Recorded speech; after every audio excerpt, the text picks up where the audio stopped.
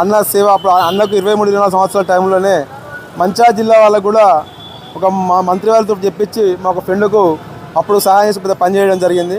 అన్న ఎప్పుడు ఏ అవసరం ఉన్నా కూడా అందరికి ముందుండి గత 15-20 సంవత్సరాలు సేవ చేసుకుంటూ వస్తుండు. అలాంటి వ్యక్తి ఇక్కడ గెలవాలని ఖచ్చితంగా అతనికి జూబ్లీస్ పైలు ఓట్లేసి భారీ మేరతో గెలిపేయాలని ఉద్దేశంతో ఇంటికి ప్రచారం చేస్తున్నాం. ఈ తిరిగే క్రమంలో మాకు తెలిసిన విషయం ఏంటంటే ప్రతి ప్రజల గుండెల్లో నవీన్ యాదవ్ పేరు మారుమోగుతుంది.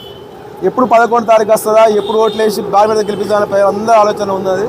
కాబట్టి ఖచ్చితంగా ఇక్కడ కూడా ఏ గల్లీకి పోయినా కూడా నవీన్ యాదవ్ పేరు అంటే మా బిడ్డ, మా తమ్ముడు, మా కొడుకు అనే భాషతో చెప్తున్నారు.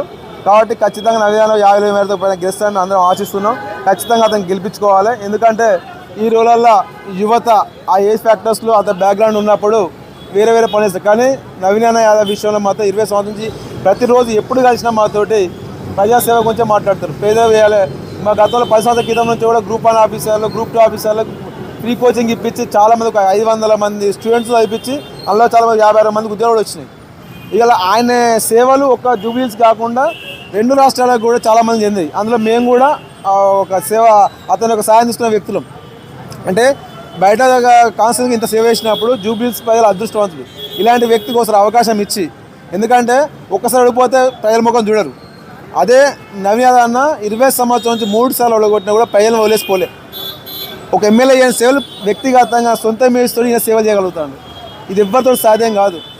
ఇంత పెద్ద వ్యవస్థ మెయింటైన్ చేయడం, ఒక వ్యక్తి ఎంత కుట్రలు చేసినా, రౌడీలని, గూండాలని, పనిమాల పనుల కేసులు పెట్టి ఇబ్బంది పెట్టినా కూడా ఎక్కడ కూడా చిన్న వణకకుండా బెనకకుండా ప్రజలే నా దేవుళ్ళు అనుకుని ప్రజలకు సేవ చేస్తేనే ఆయనకు ఒక తృప్తి, ప్రజా సేవ చేయాలని ఒక సాటిస్ఫాక్షన్ ఆయనకు ఒక అది ఉంది. సేవలో ఒక ఆనందం పొందుతాడు. నీ ఆనందంలో అలా ఆనందం చూసుకుంటాడు. ఎదురు బాధపడతాను చూడలేని వ్యక్తిత్వం. అందుకే ఈ జన్మ మొత్తం ప్రజలకే అంకితమని ఆ చిన్న 23 సంవత్సరాల నుంచి అంటుండే. అలాంటి వ్యక్తి ఈ రోజు నిజంగా చెప్తున్న నవీన్ యాదవ్ గెలిపిస్తే కొత్త తరానికి, కొత్త రాజకీయానికి ఒక మలుపు లెక్క అవుతుంది.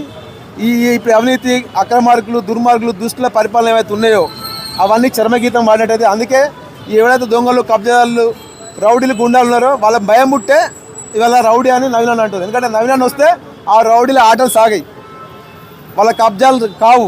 ఎందుకంటే అధికారం లేనప్పుడే వాళ్ళ గుండెలో పరిగెత్తించి ప్రజల తరపున పోరాటం చేసి చాలామందికి సాయం చేసిన వ్యక్తి. ఇలాంటి వ్యక్తికి అధికారం వస్తే మా తప్పులు చెల్లయి, మా దుర్మార్గాలు నడవయి, మా కబ్జాలు ఆగిపోతాయి అని కుట్రవన్నీ పార్టీలకు అతీతంగా ఎదుర్కొనే ప్రయత్నం చేస్తున్నారు. కానీ ప్రజలు డిసైడ్ అయ్యారు, దేవుడు సహకరించిండు. ఈసారి అప్పుడు ఎవరి తరం కాదు, ప్రజలంతా ఎన్నోడు ఖచ్చితంగా భారీ గెలుస్తామని ఆశిస్తున్నాం. జై నవీన్ అన్న. జై నవీన్ అన్న.